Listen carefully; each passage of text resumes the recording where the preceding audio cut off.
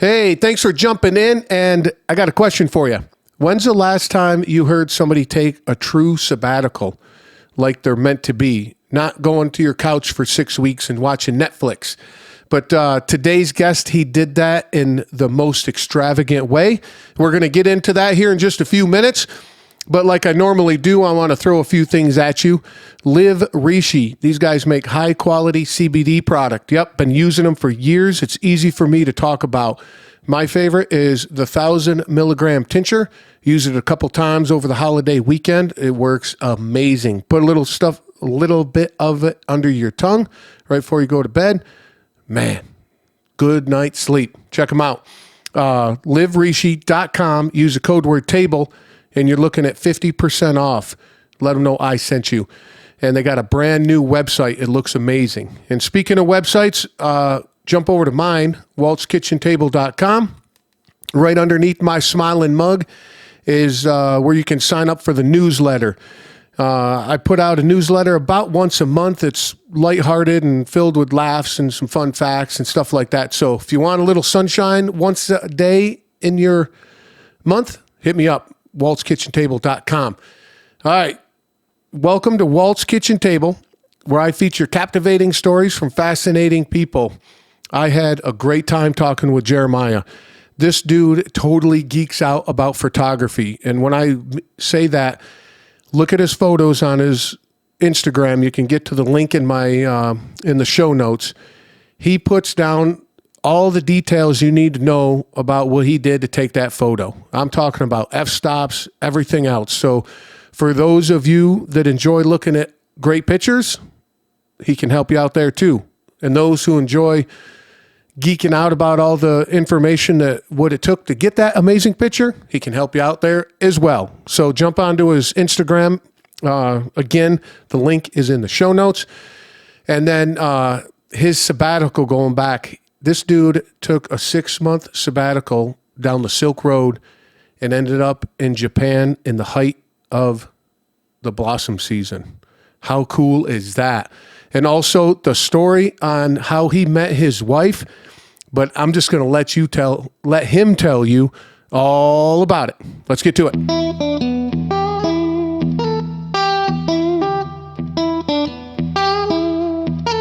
All right, man. So, that's all right. Hey, we're here we go.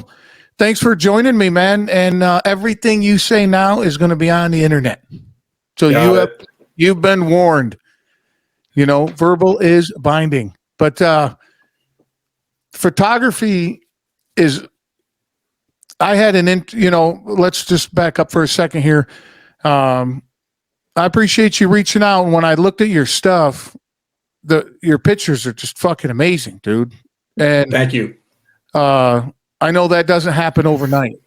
So, were you born with a camera in your hand, or did you do it to get the chicks? Like, how did you get started, doing the old photography thing? Yeah, neither.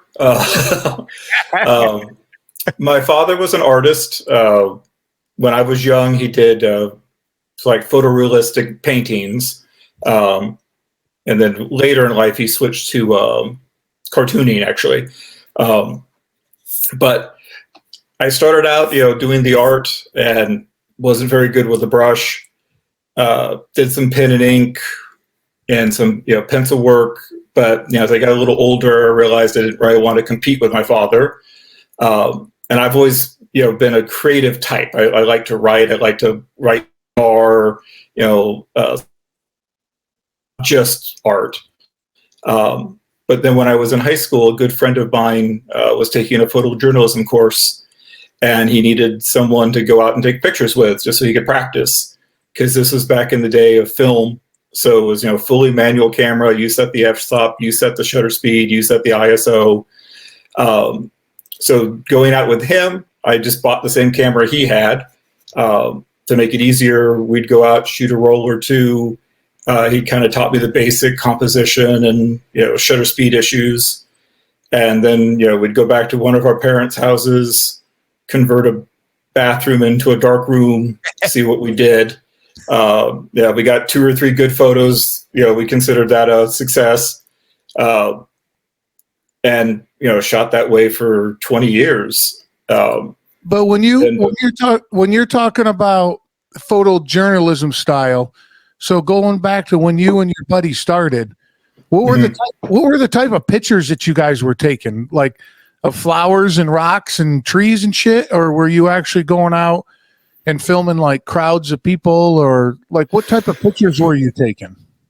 Well, the very early days was more about getting used to the camera and doing composition. So we were both attracted to dilapidated things. So there's some structures here. I'm in Southern California, so something's ancient if it's like 20 years old. Yeah, exactly. So we used to go and photograph things, and then sometimes once we got the hang of it and got quicker at it, I remember there was near actually where he lived, there was a church that was being demolished. They were going to put in a community center. We both thought that was a very interesting thing. Never seen that happen. So we actually spent the whole day documenting it because it was fascinating. So the interesting thing is, years later, after I started traveling and I switched to digital, I tend to do more what I consider, photojournalism or street photography than I did then. Then was more about just getting the picture, learning, figuring out the settings. Oh, it's a sunny day, I'll shoot, f8. Versus, now, in fact, I even tell myself, okay, now I'm going to switch into photojournalism mood. That's, kind of a different mindset to how I'm going to photograph.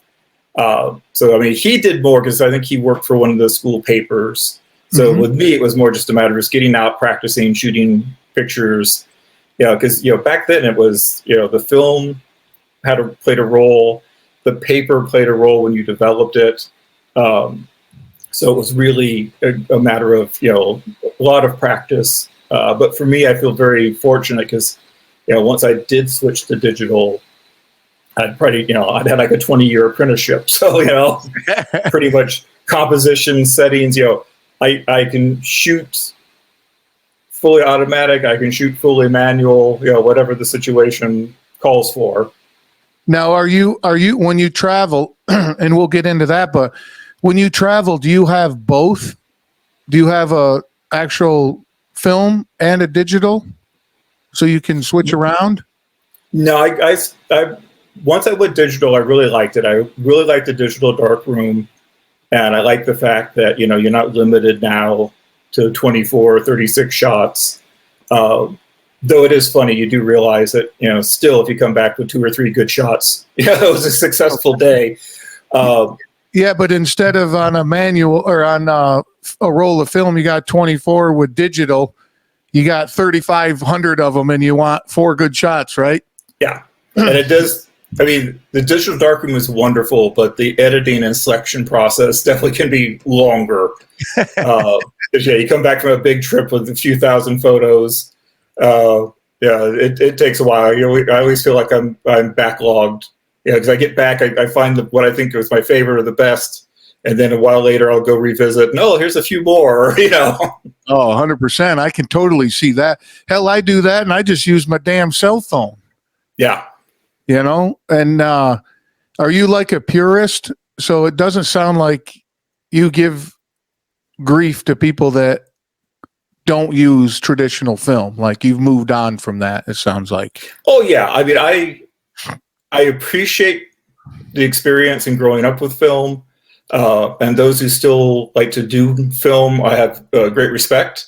But I just feel like we're in the next iteration of what digital. Once digital was comparable to film in quality and such. Now I kind of feel like I'm more interested in what the digital has to do and but to me it's there's a saying the best camera is the camera you have with you. I mean there was one time I was in Japan and I realized I had left my battery in the charger that was now in my suitcase in the bus. So that temple was shot with my cell phone because I had no choice. But to me it's like once you learn the basics, and especially composition. And I'm really big on pre-visualization. I like to kind of see a shot in my head and how it's going to fit together. Then it's just a question of when I was in Taiwan, we shot some night markets. So for that, I had a very fast lens that could shoot at night. Sure. Because if I had a different lens, it still would have worked, but it would have been a little grainy. Mm-hmm. But that's really it. I mean, I could have shot the same photos with a different camera or lens. I just I knew I was going there. I knew that was a big attraction. So, because I like to travel light. I have a friend when he went to Tanzania, and he had 2 cameras and 5 lenses, which I totally understand. I spent 5 weeks in Southern Africa with one body and 2 lenses. Yeah, I just don't like traveling with a lot. I try to pre-visualize what sort of photos am I going to take? Mm-hmm. What do I need? I try to have no more than 3 lenses, and that's splashing out for me, Yeah, but don't you think that traveling light, and I want to go back to the creative part when you said, you're creative and you knew that at a young age. But when you're saying you're traveling light and you got 1 body and 2 lenses, doesn't that kind of force you into being more creative? Because now that you're limited to what you can use as gear, right? So you don't have a backpack full of gear. So you're like, I got this, just a figure of speech or whatever. I got a short lens and a wide angle lens. Right. Holy man, this would look good here. And do you think that drives creativity, or do you think that hinders it? Oh, it's nice to have, and if I were a professional, like working for National Geographic, I can see why I'd want to have, or like you see it on like the side of the sports photographers on football games. Sure. They have 3 bodies hanging off them. They've got the 3 ranges of lenses they need. Totally understand that. But for me, I like, for instance, when you use a prime lens, so it's fixed. It's a 50 millimeter or it's a 35 millimeter. If you need to zoom in, you step up. If you need to go wide, you step back. And it kind of influences, okay, I don't have, let's say, a 70 millimeter today. I'm only shooting my wide angle. So instead of focusing on like a shopkeeper, just the shopkeeper, I'm going to focus on the shopkeeper amongst the shop. I'm going to really bring in the setting. So to me, because it's also a question of, you never know what the weather's going to be like. You never know, what other conditions, it won't always be perfect. The sun won't always be out, won't have clouds in the sky. So that also affects, if it's a really bright sunny day, that's what I tend to shoot, like architectural details, because I don't have to worry about there not being clouds in the sky. Yeah, but isn't that kind of the point though, to work with what you got? If it's you wanted to be in a night market, or you're going to a specific, like I saw in your Instagram, the Great Wall in China. Mm-hmm. If it's a sunny day, that's certain way you got to shoot. If it's cloudy and rainy, that changes everything as well too, right? Isn't that kind of fun? Oh, absolutely. Yeah, it's just going to be. And then, because I remember, if it's not a good sky, then you'll notice those photos tend not to include a lot of sky. I'll just focus more on the foreground. Sure. If it's a low contrast day, those photos tend to be in black and white, because I can do a bit more with black and white. I can bump up contrast and such.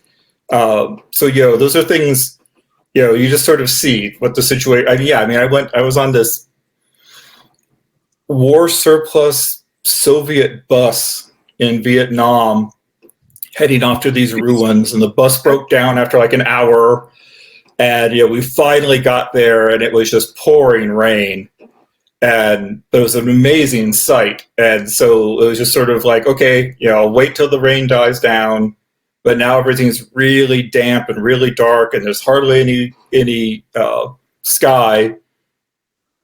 but I'm thinking about this. Okay, so I'm going to put one of my faster lenses, so let's in a little more light, and let's just go and see. And the nice thing with the digital darkroom is you have a little bit of play now, Right. with processing. I try not to be too heavy-handed at that. I'm a big believer in composing in camera, but again, the tools are there. So if it wasn't a really bright day, I can brighten it up and post a little if I need to. What's more important though was again how I took the photos. Try to avoid the big wet areas.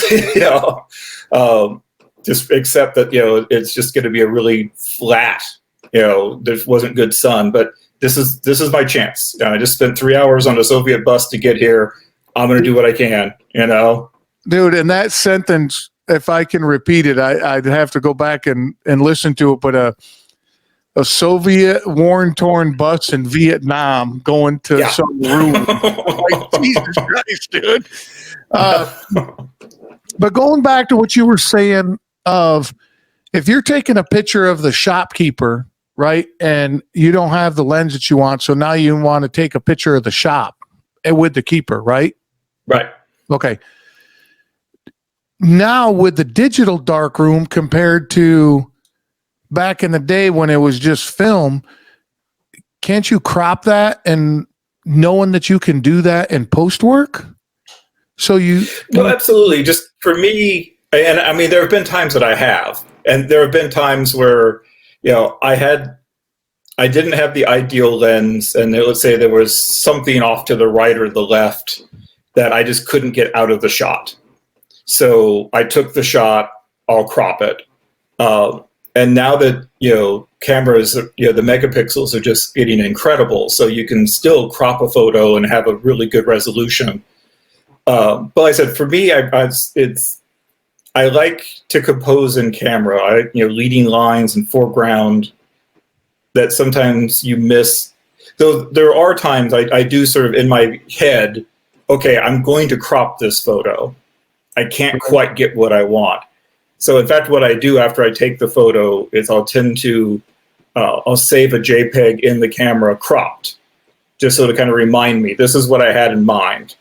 And I said, just, it's really only if I can't get the picture I'm imagining. If I want it in the shop and with the person and that I got what I wanted, I'm good.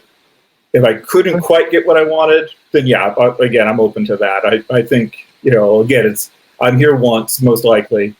So let me do what I can do, And now with you traveling light with limited gear, do you find that you lean on post work more because now that you're limited gear? Yeah, there are times. I mean, in certain instances, there's nothing I can do. It was just a really cloudy day. Right. But that said, I shoot with natural light. I don't bring any lighting. I don't bring a tripod. So in fact, I was in Dominican Republic. We were staying at this really nice hotel, had this like creek running through it. And I thought, this would be great to do some motion work. But the problem is motion work requires a tripod. And I didn't have a tripod on me. So I ended up like propping on the edge of a bridge, opening this up for a half second or a second, absolutely hoping for the best, that it won't move. I did the same thing. I was in Wuzhen, China, which is a water town. Most people go there for a day trip. I actually stayed a couple of nights, so everyone's left. Beautiful night. But again, I need a tripod to capture it. So the same thing. I just like propped the camera up against a rock, composed it, set it for like 16-second exposure. But to me, that's just a lot of fun. Yeah, just hope for the best. I don't have a tripod, so I don't want to travel with a tripod. So if you need a tripod, just go to the gym that I go to. There's fucking plenty of them. These guys. Dude, my gym looks like a photo studio. Gotcha. I can imagine. Yeah, I physically got to walk around tripods now, and I'm like, this is crazy. But When you said water town, what do you mean by that? Like Italy, where the streets are water? Like when you said water Yes. town? Yeah, basically a bunch of canals. So everything's bridges, narrow walkways along the canal. It's gorgeous. Yeah, it's similar to Venice. Oh, okay. So they travel around in like little boats and stuff, but when you're walking around, it's minimal. Yeah, as you said, you only cross where there's a bridge. Some of them are rather steep. But yeah, it was so interesting to be there, before and after. I mean, same thing in, to continue the comparison to Venice, same thing. When the boats dock, because suddenly there's thousands of people. So when you're there, 6 in the morning or 8 at night, and everyone's left, it's very tranquil. But again, those pose different photographic issues. Either the light's bad, but there's nobody around, or the light's good, but there's thousands of people. So. Now, did you stay for a couple days specifically, knowing that at night and in the morning there's nobody around, and you wanted Yes. to do a bunch of shooting? Yeah, the idea was, it's a tourist destination, and with China, people need to, you need to take into account that there's also, a lot of local tourists that flock. So, it's not just going to, in fact, it was mostly local tourists. And so it's like, I don't mind doing a day trip. I've done day trips. But if I can, it's nice to stay a night or two. And like I said, you can go out early before everybody, which is, often really nice lighting, or you can head out after dark. Most people are gone. But you need to get a little creative again with, what you do. Because that was a trip, I think I was a month in China. It was near the end of it. It was on our way to Shanghai.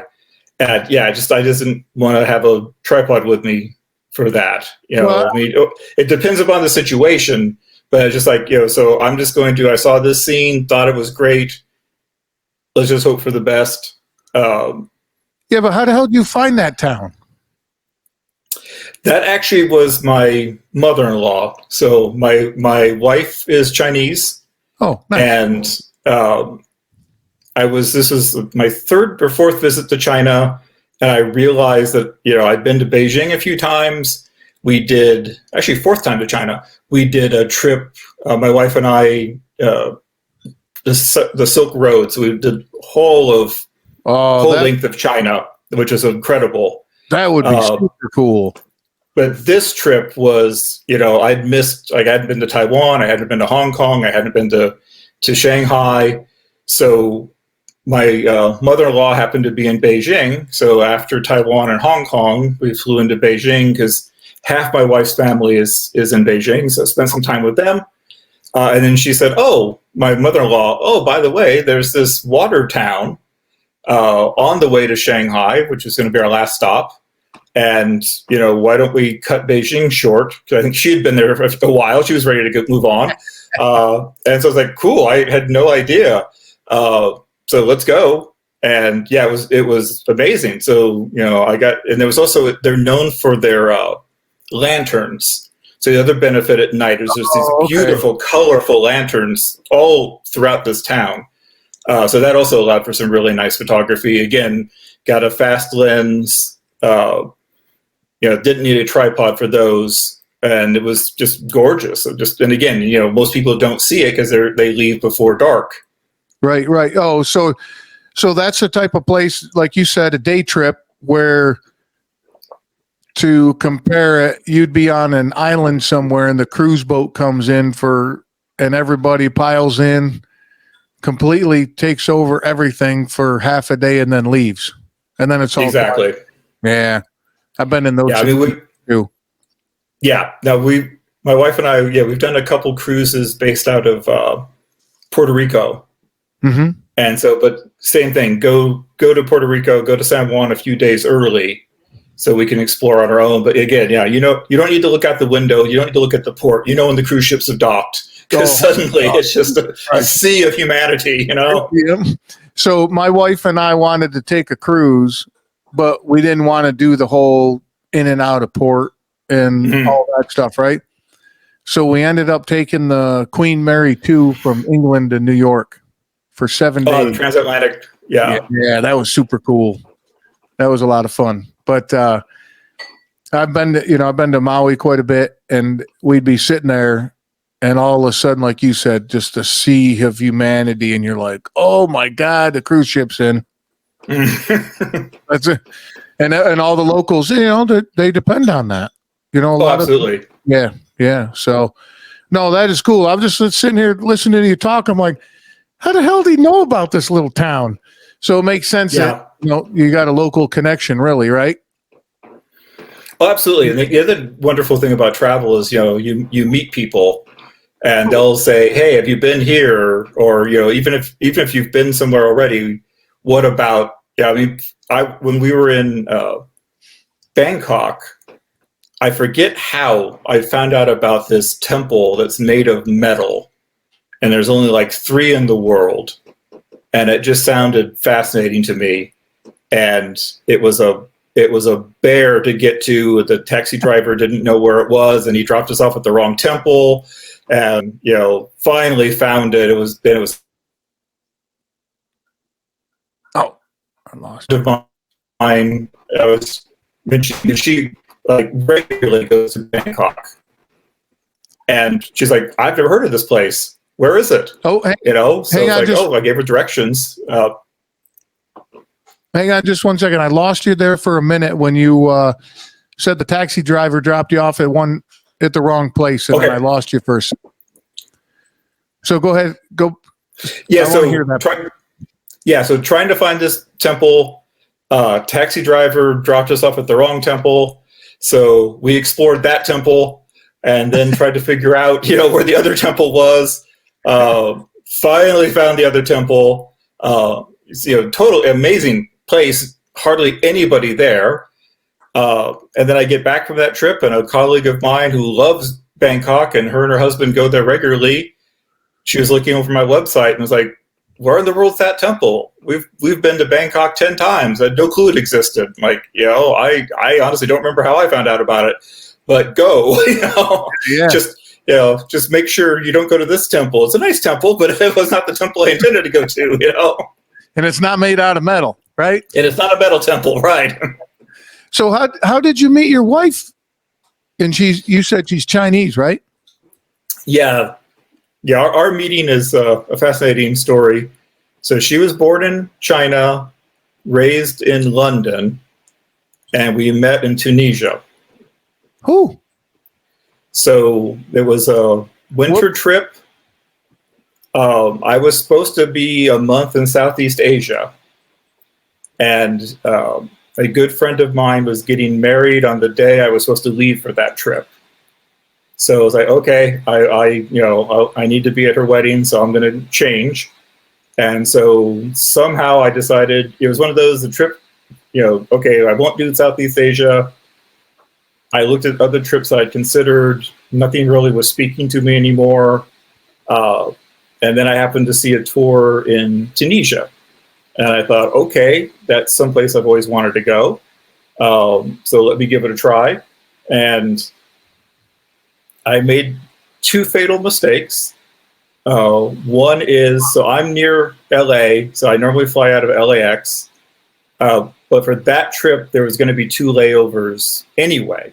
So I decided to fly through Ontario, which is much closer to where I live. Mm-hmm. But that just caused a whole, I was at the Interior airport, got a text saying that my flight from Paris to Tunis had been canceled. So that got me on the phone to Air France. And by the time I finally spoke to someone, they said, "Oh, no, you actually booked this flight with a different carrier, with Delta. You need to contact them." So I contacted Delta. They said, "Oh, we don't see any issue with your flight." Okay. Flight Ontario to Salt Lake City was the first leg. It got delayed. We only had a 15-minute layover. So myself and another passenger, they put us in the front row so we could try to make the mad dash to the flight. we make the mad dash, we get on the flight, and then we sit for an hour and a half because we're overweight. So when we finally make it to Paris, I don't know if my flight was canceled or not because I had missed it regardless. And I got to the big long queue, and because everybody's missed flights now. And when I finally get there, they said, "Oh, we can get you on a flight tomorrow afternoon. We can put you in a hotel tonight in Paris, but we can get you on a flight, for tomorrow afternoon." And I said, "Well, that doesn't work because the group I'm joining is leaving Tunis in the morning. So I will have missed my group. So if that's the case, just send me back to California." And so they did a little more digging, finally found me a flight, the last flight out, 11 p.m. So got into Tunis about 4 a.m. Bag didn't arrive. Oh shit! Of course it so did. That was my second flaw. I was going to take carry-on for that trip, and the last minute I decided, I'll just check the bag. Oh, dude, hey, you always take a carry-on. I know. I was just like, so that was my second fatal flaw. So I finally get to the hotel at like 5 a.m. Decide I'm going to just relax the best I can. And then I'm reminded I'm in a Muslim country because the first call to prayer happened. So I was like, okay, I'm not going to get any rest. But that was the trip I met my wife. I think she was very impressed how well I handled, because we left Tunis and we didn't come back for a week. So I had nothing. I just had my backpack. Sort of along the way, I bought things. I bought a couple of shirts, bought some T-shirts, bought some underwear, just improvised for a week. Now, did you meet her at the wedding? No. It was actually in Tunis. She was just part of the group I was with. Oh, okay. And so after like second or third day, we were chatting and then having breakfast together, and then exchanged emails and such. And then I'm sure she was a little worried because my flight home was not easy either, because that was the winter. They had the guy attempting on the Christmas flight, well, I think it was to Chicago, to set off an explosion. So security was super tight. I was supposed to fly from Tunis to Paris. That flight was fine. Paris to Atlanta, and then Atlanta to Ontario. Sure. But the flight, at the gate, they researched and checked everybody. So the flight from Paris was like 2 hours late. Got into Atlanta, and the problem with Atlanta was you go through, you get your bag, you recheck your bag, then they give you flight status.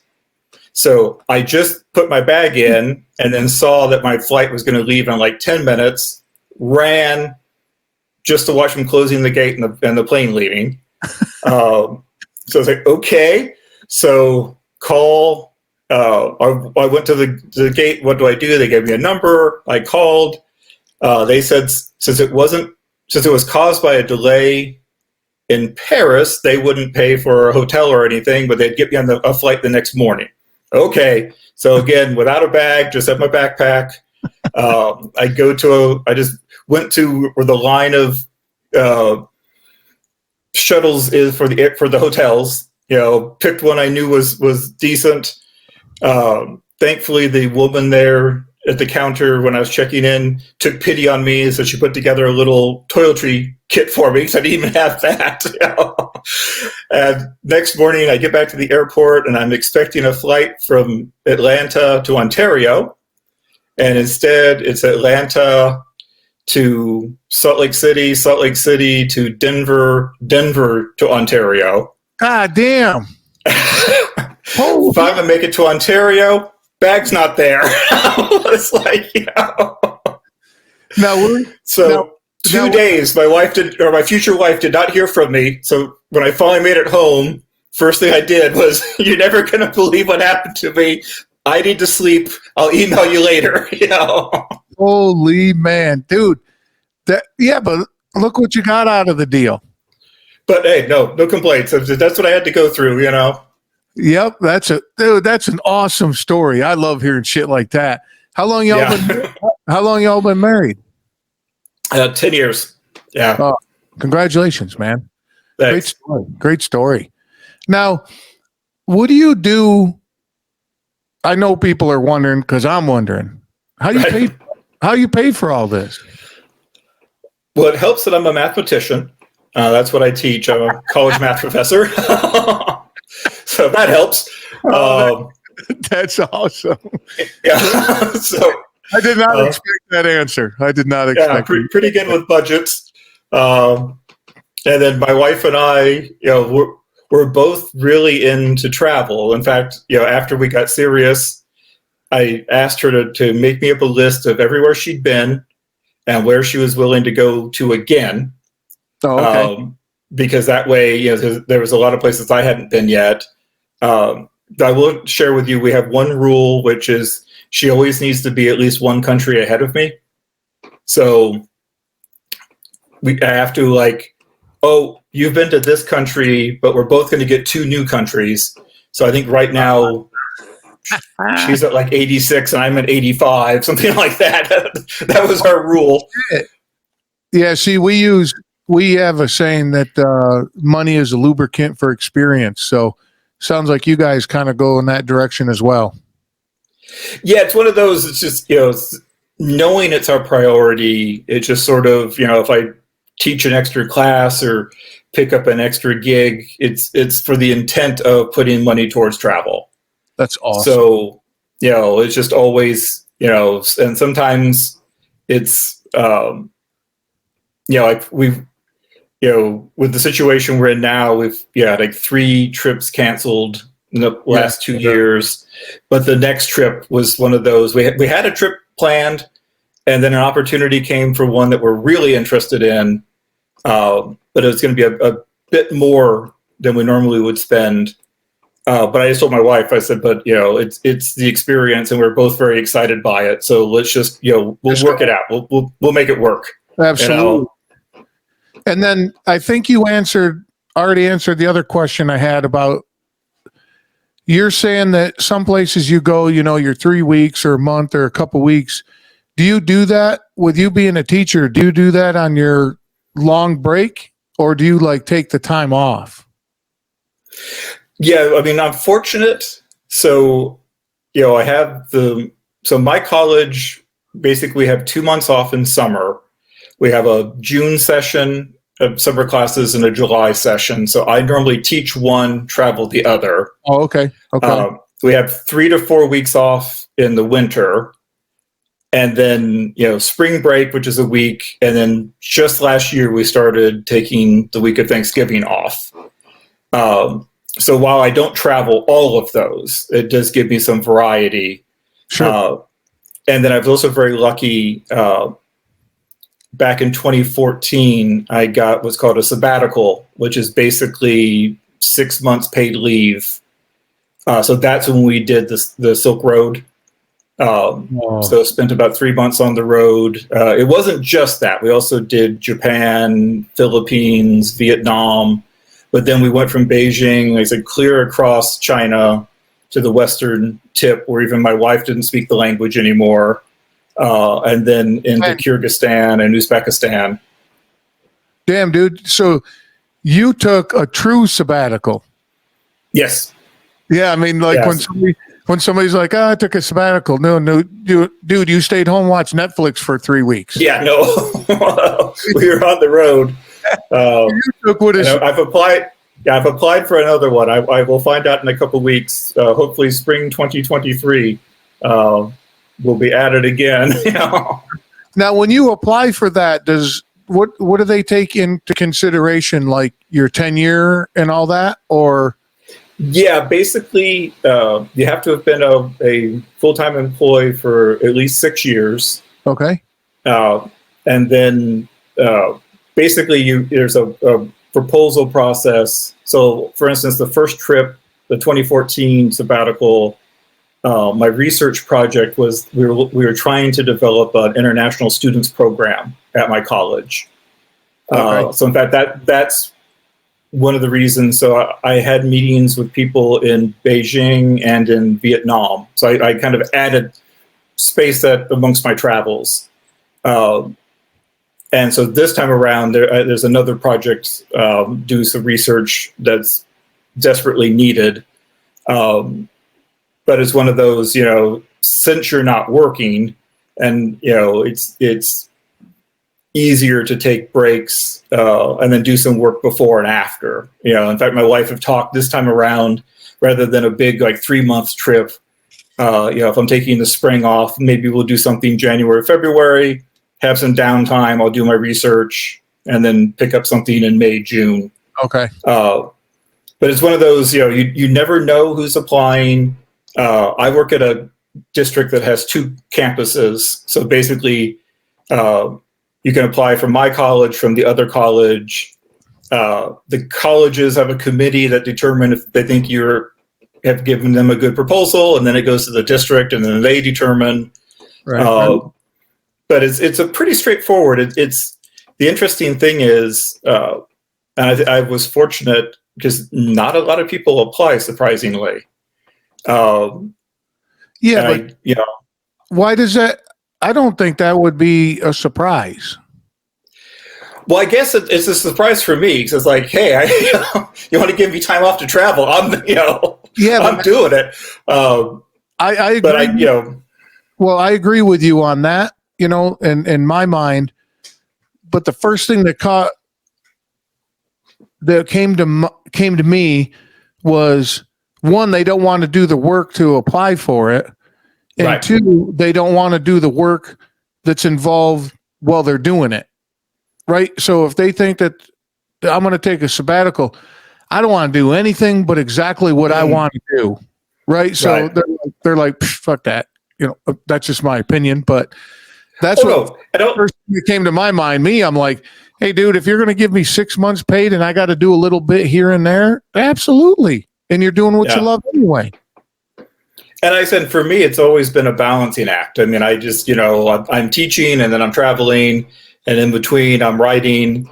So it's not difficult, so, okay, I'm going to take this 6 months and I'm going to work on this project. And while I'm working on this project, I'm going to do some traveling and do some writing. I know others have used sabbaticals to work on their dissertation. But yeah, I did.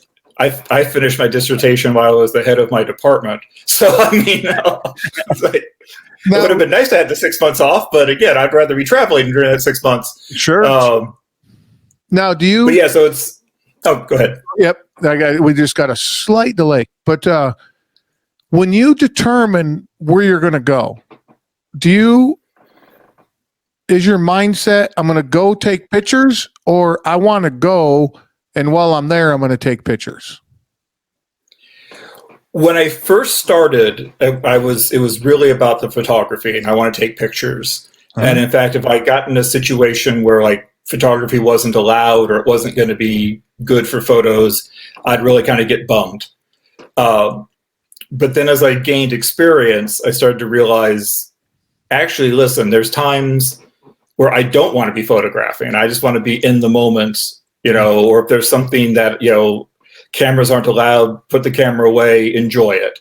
Right, so sure. Now it's more of, I'm looking for something that's going to be a really interesting experience, and I can take some photos along the way. Okay. So it did shift, but I prefer that now, because now I feel, a bit more free.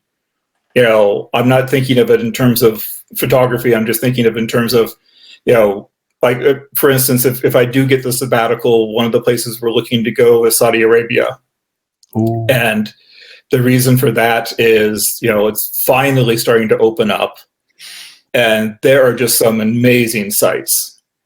And, but I'm also, so photographically, there's some places I definitely want to go and see. But there's also other experiences where, or maybe this isn't the best time to have the camera out.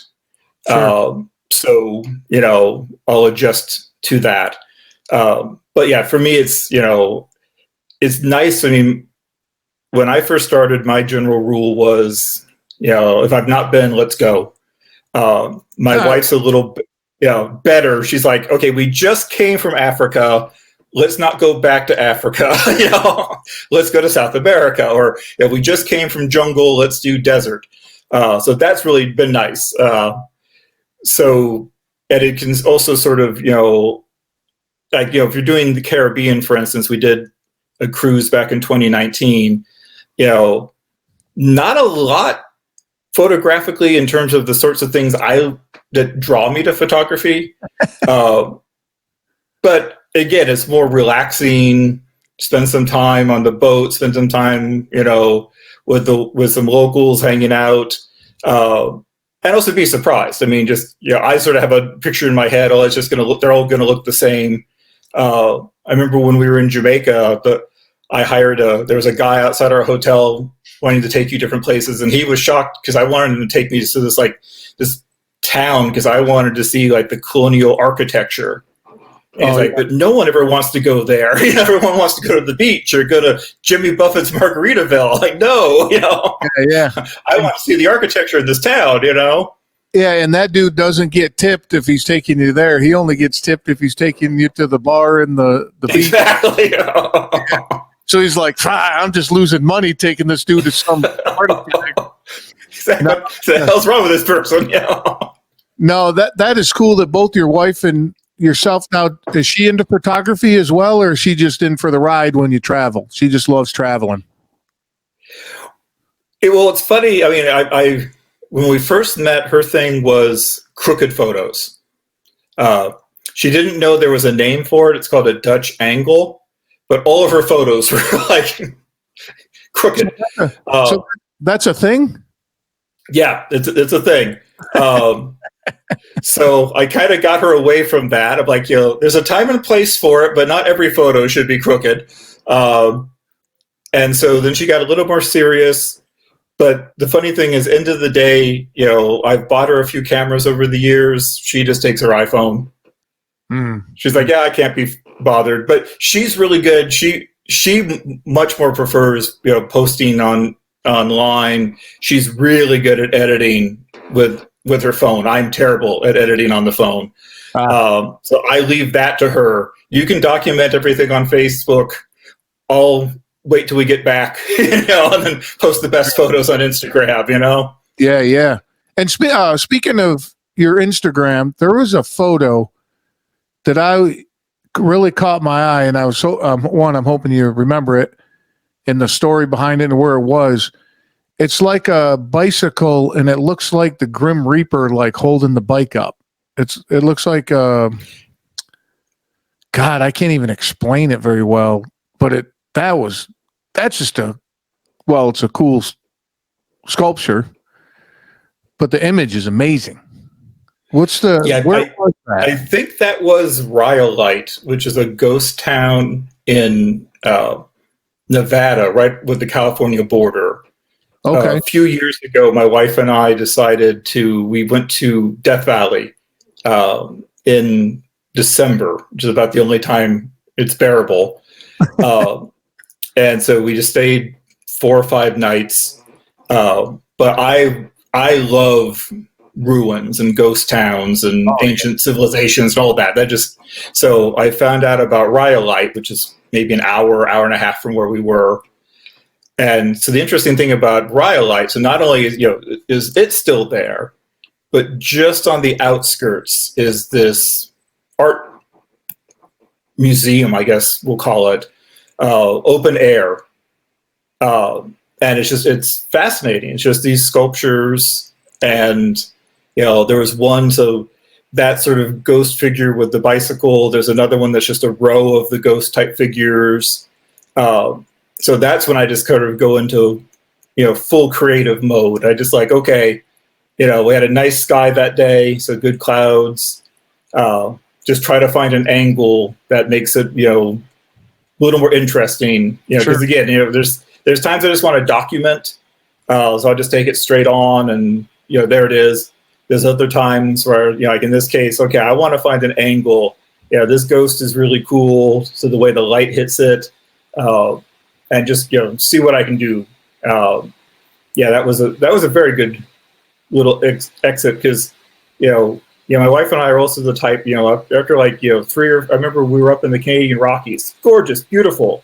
But after like 3 days, we're kind of like, we need something a little different, so now let's go to town or let's find, so same thing there. It's like you have some wonderful landscape and crazy, crazy sights in Death Valley, but okay, I need something a little different, just to break it up a little. Yeah, absolutely. So that was probably like. No, that's cool. I mean, it sounds like, and when I was doing some research on you, we could probably sit here for 4 hours and talk about all your traveling. You've been in some crazy fucking places, dude. And knowing knowing that you're going there I just think it's very interesting that you track these places down, thinking that you're going there like, I know I can get some great pictures, right? Mm-hmm. And you have a purpose of going there, not just to go there because you saw it somewhere and you think it'd be cool to see, which is all right. But I just think it just fascinates me that you go and document it the way you do. And again, we could sit here and talk about it for a long time, but you put it all in a book. I did. So actually it kind of helped.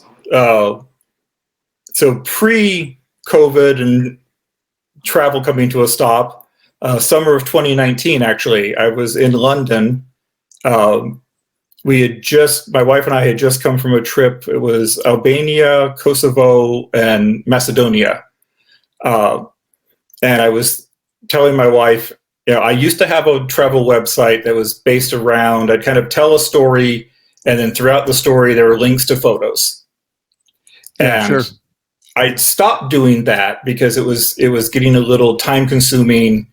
And also, I was showing someone my website and they were on their phone and it wasn't a mobile site. It was just like, it looked horrible. I was like, oh, okay, I need to get with the times. So I changed my website. So my current website was geared more towards the photography and a little bit of information, but more towards the photography.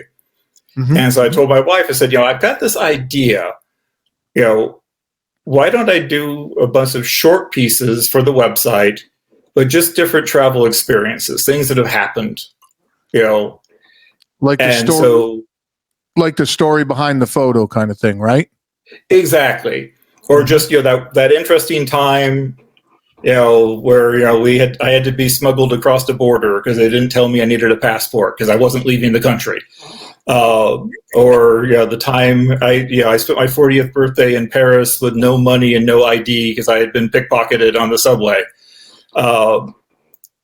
Awesome. Things like that. So we started making a list. What about this? What about that? And so, in fact, as I said, my wife was raised in London, so her mother still lives there. So her and her mom were out shopping. I'm at a coffee shop, started writing these little tales. And then, just sort of, so started in the summer and, kept going and was kind of, adding to the list as they came to me. And then, 2020 comes around. So in February, I was in a position, I had taken a management job at my district. So I was actually involved with the upper echelon, and one of them had a connection with the state. So I kind of knew what was happening a few weeks before it happened. Okay. And so it was like, okay, things are going to shut down and things are, we had a trip in April planned to Fiji and New Zealand, and we had a trip in June planned to Peru. I think this is all not going to happen. And, so by middle of March, the announcement came, and here in California, we pretty much just shut down and worked remotely. So I thought, I had written probably 30, 35 of these pieces. Since I can't travel, I don't, at that time, I wasn't sure when we were going to be able to go again. Let me just get back to it. And if I can get to around like 50, that sounded like a good number. And I said, I'm a mathematician, so I created a spreadsheet. What where did this occur? What year did it occur? I wanted to make sure, I had a good range of stories from Asia and Africa and South America. And then just started writing and, got to the 50. Actually, the 50th piece, the last piece, is where the title comes from. Because in February, when things were starting to go south, my wife had gone back to Beijing for Chinese New Year. Okay. And there was a period in time where we did not think we were going to get her home. Oh, yeah. After about the third canceled flight, it was looking dire. So that piece was sort of from my perspective here in California, trying to get her back home from there in China. And thankfully it happened. And so it's been fine since. But yeah, that's what sort of was the impetus, because I was like, well, if I can't travel, I have, plenty of photos, and I love to go through my archives and just sort of re-explore and find photos I had missed before, or maybe, my editing skill is better now. I could do a better job of that photo. Sure. But for the writing, it was just sort of like, there's been, I'm one of those types where, like, I don't know if you remember, but back in 2012, it was like December 21st was going to be the end of the Mayan calendar. And there's these people claiming that's going to be the end of the world. Oh, sure. So I went to the Yucatan. I figured, hey, if it's going to happen, I want to be right there, Right. But because of that, I ended up spending Christmas. I was in some tiny little Mexican village, and we went into this church, and it was sort of unique because it still had some like pagan symbols, but you weren't allowed to photograph. So, okay. But then I was mesmerized by this shaman doing a sacrifice with a chicken. Weird way to spend a Christmas, I'll tell you. But it was very interesting, and that's one of the things I wrote about. I was just sort of watching him and just trying to think, but it was just things like that, or like I said, just try to think, when things didn't quite go right, or just having go to Plan B or Plan C. It happens a lot. Yeah, when I had another. Oh, when I was looking at into that, that's part of it. What I enjoyed was everything wasn't sunshine and rainbows. Right. I like that. And also, I didn't notice any cold climates in here. What's up, dude? You don't like the cold? Yeah, native Southern Californian. I spent a winter in London and realized I don't own anything warm enough. Yeah, so I'm just like, I avoid it the best I can. Yeah. I saw that and I was like, oh, I got to hit that guy up, man. I don't see any like northern lights or penguins or anything, dude. What yeah. Up? Well, it is on the list. I mean, Iceland is there. My wife and I had a trip planned. We were going to go up to Fairbanks, Alaska for the Northern Lights. Haven't done it yet, but she wants to do the whole sled riding. No, sure. Haven't done that one yet. Yeah, the dog sleds. Yeah. Now, in the book, sure, do you describe the photo, right? What's going on? Do you get into the photography mode and talk about like the gear that you used and the settings you used and any editing that you did, so that people who are reading it that are into photography can also tell, hey man, he shot this on this camera with this lens with this setting? Do you put that in? Is that in the book as well? No, for the book, just wanted to focus on the experience. Okay. Though on my Instagram, I do try to, I give a little background on the photo, and then, this camera, this lens, I use, this software.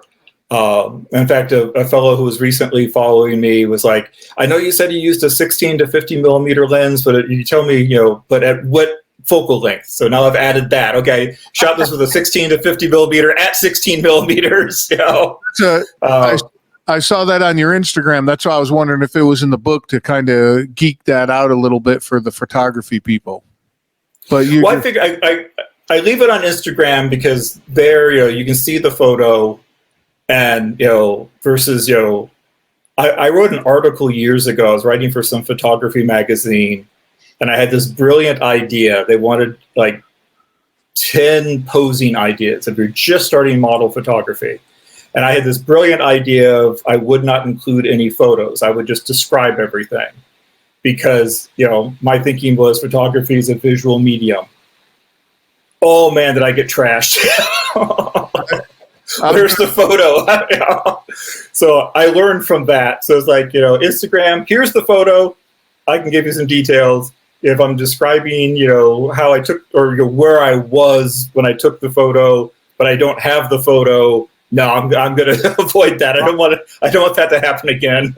You didn't get halfway through that sentence. In my mind, I'm like, this dude got murdered for that. Exactly. That was bad idea. Yeah, we are definitely a visual society at that point, especially on Instagram. Whew. Oh yeah. On your book, did you self-publish or did you have somebody do that for you? Yeah, that one's interesting. So another little interesting bit about me is I'm also a poet. And so my first poetry collection came out years ago, and then that publisher stopped publishing poetry. Okay, find a new publisher. Next two books published with a different publisher, and then they went out of business because there's no money in poetry. So then back in 2019, while I try to stay focused on my photography, every poetry month in April, I like to do poetry related things. I don't do it on Instagram, but like on my website and on Facebook. And so I got contacted by this publisher wanting to know, they had read some of the things I had posted and shared. And so that led to publishing a poetry collection with them back in 2019. And so it was the same publisher when I got this idea to put a book together. I reached out to them and I said, I checked their website and it didn't seem to just be poetry. So would you be interested if I came, it's very different than the poetry collection. But they were open to it. In fact, they had been looking to expand, do more than poetry. Cool. So that's what led to that being published. So so they handle all of that. I just did the writing, the proofing. I took the photo for the cover. Because it was funny, the poetry collection. I just sent it to them. You guys go for it. Oh. And the cover they sent me back. I'm like, no. I can take a better picture than that. So so this time around, I just here's the book. Here's the cover for the photo or the photo cover. Go for it. That's awesome. Send you the photo cover for the photo, and you're like, yeah, ain't gonna work. Yeah, no. All right. So you being a poet and all, when you're dating your wife, your wife now, how long was it before you wrote her a poem? She's always on me about that because my third poetry collection. Oh no, I'm lying to you. The fourth poetry collection, the one that was last published, I wrote a poem in there how I was like done writing love poems because that was after a really bad breakup in relationship. And so while it came out in 2019, I'd actually written it quite a few years before. I just never did anything with it. So I've just always told her I was done writing love poems. So sorry, but I did dedicate the book to her. So I figured, at least got that going for me. All right, points there. So what'd you do? Did you try doing the love poems and you just got beat up with it? So you're just like, I'm done, just moving on? It just didn't interest me anymore. So, and also it's one of those, I really, like I said, while that book came out a couple of years ago, it was actually written many years before. I did, re-edit it and go through it. But it's just one of those I had been, it's interesting, tastes change. It's like when I was younger, I read tons of fiction. Now I hardly ever read fiction. I mostly read nonfiction. Yeah. And the same thing with the writing. It's like, I'm more interested in writing about my travels and experiences. So nonfiction, the fiction and the poetry just doesn't really do it for me anymore. I still enjoy reading it when I come across good stuff. Right. But as far as the writing, it just doesn't interest me anymore. Now, do you listen to books at all, like on Audible or on, that type Audible books? Do you listen to that while you're traveling, or do you stick to an actual book? Well, I do have I have an iPad with the Kindle app and the Books app.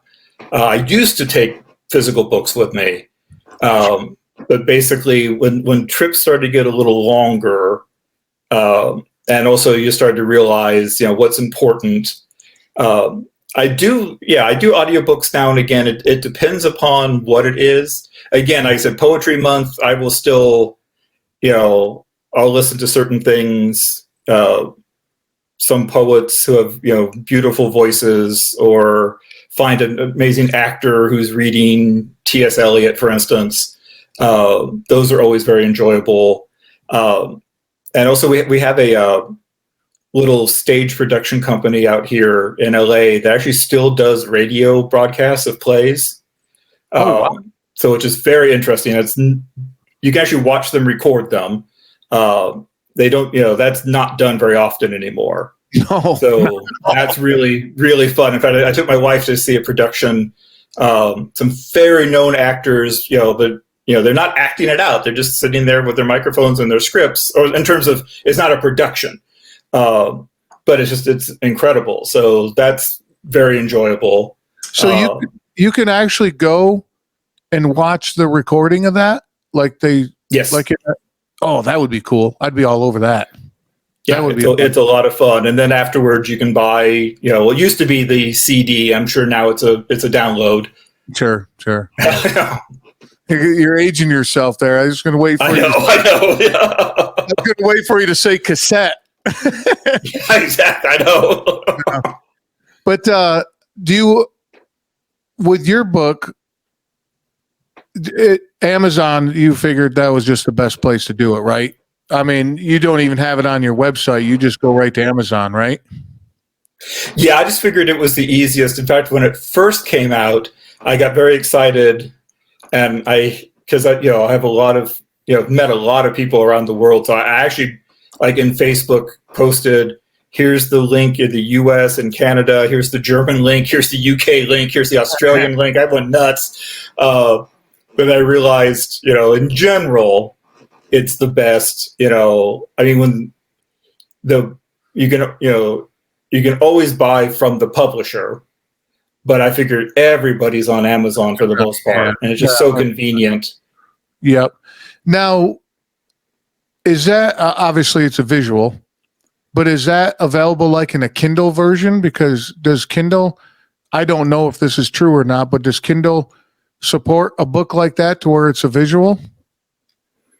Yeah, this one's not. It's only in print, but I have meant to ask my publisher about that, because I noticed, like, if you go to Amazon, you click on the cover, there's quite a preview available. Yeah. And I know they do other Kindle books. I just at the time wasn't even thinking about it, but I've been meaning to ask them about it. And in fact, I just last week sent them a new collection that should be out early 2020. Well, probably spring 2022. And same thing. I'm going to inquire about, just because, like I said, I've always been a lover of print books. But there are times where the Kindle version is just very convenient. Well, especially when you're traveling, you're not going to take 14 books with you if you're gone for a month or 6 months. Absolutely. I said that's one of the reasons I switched, because I used to, and I'm just like, it's just taking up space. Oh yeah. And the reading I could be doing on a plane or on a train or on a bus, I can be doing it on an iPad. So, and then, I mean, it's the same with look at your camera with digital compared to your camera with all the rolls of film and everything else, right? Technology is just making it much easier for you to do that. Everything can fit in a backpack now. Oh yeah. Oh yeah. Traveling is so nice now. I mean, sort of like I said, I like to travel light, but I have 2 or 3 cameras because it depends what the situation is. So like if I know if I'm in London, I'm going to be doing some street photography. I have a really small, discrete camera I use for that. Versus when we were in Africa, when we were in Africa and doing some safaris, I brought out the big monster lens. Sure. I normally don't travel with that lens, but I knew I needed it for that trip. Well, you don't want to get that close to the lions? No, I had a nice 50 to 500. I did get charged by an elephant, and if you look at that photo, that was how close he was. But he was there was a bunch of young elephants, and he just did not like us being there. And he decided I was the closest to him, so he would let his dissatisfaction be known. Did you have to get a new pair of underwear after that, or what? No, thankfully, I just focused on the photography. I figured this would be a good action shot, if nothing else. Save the camera. Save the camera. Hey, man, this has been a blast, dude. And I'm going to have all the links to where you can get the book for sure, your Instagram for sure, because your photography, those pictures are amazing, man. And then also your website, of course. But so you don't have to. Yep. But let me ask you this. We'll close with this. Where is somewhere that you want to go that you ain't been yet, that if you had no restriction of time or you had no restriction of money, where'd you end up, dude? The place I really want to go, and what keeps me back is the political situation, is Yemen. Oh, wow. There is some architecture in Yemen, and there is this island off the coast that has these trees that are unique to this island. And it's stunning. And it's just one of those, politically, the situation is just not good and, Right. Not safe. And so, but if it were to war was over and everything was good, I would go there tomorrow. It looks amazing. That is awesome. I knew that. I was like, in my mind, I'm like, I have no idea what this dude's going to say, but that was, yeah. Because, most people go where, they don't think of that stuff, right? Which I think is incredible that you brought that up. And I wish you the best, man. But thanks again for coming on. I appreciate it. Oh, thanks so much for having me. It's been very enjoyable. And just hang on a second. I'm going to shut us down, but hang on, all right? Sounds good. Thanks, buddy. Whoo, man. No wonder Jeremiah wrote a book. All these cool places he has been and what he has in store for himself and his wife in the future. And how about that story, him getting back from meeting his wife? Man, crazy, right?